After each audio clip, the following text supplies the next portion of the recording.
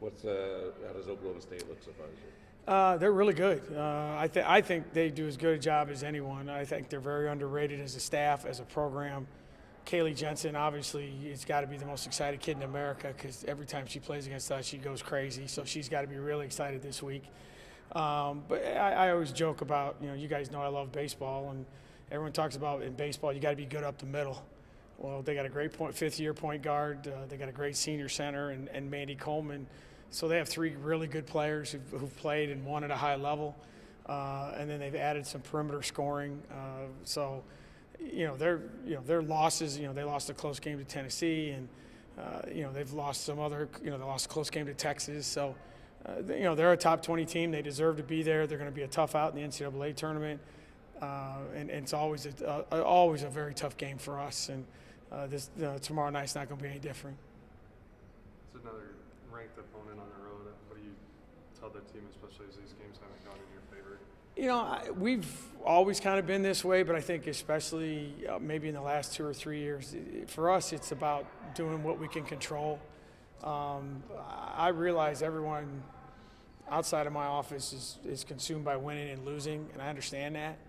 But for us, it's about, are we doing things the right way? Are we preparing the right way? Are we doing everything we can? Are we doing the things that Iowa State should be doing on a daily basis? And that's what we're going to do. Now, obviously, for us, it translates to, can we find a way to score?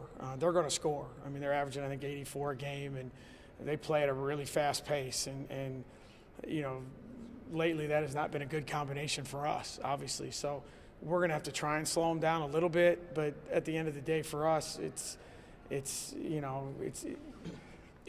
sport where you got to play both ends of the court. And, you can be the greatest defense team in America, but you got to score. No one's going to throw a 1-0 shutout. No one's going to.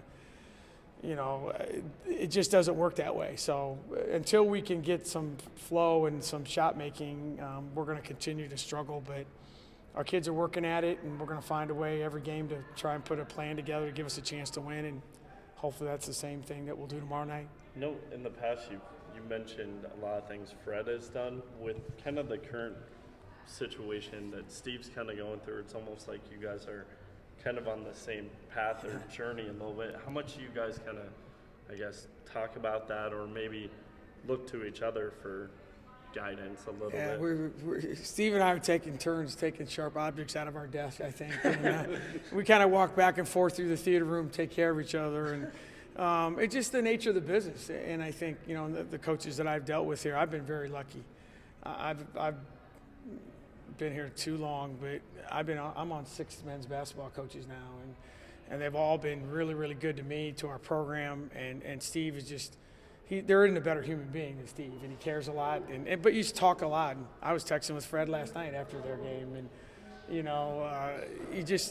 there's something about coaching, and especially I think the connection that you get, bless you, the connection you get when the other guy's struggling. Because we all go through it, and you're not immune to it.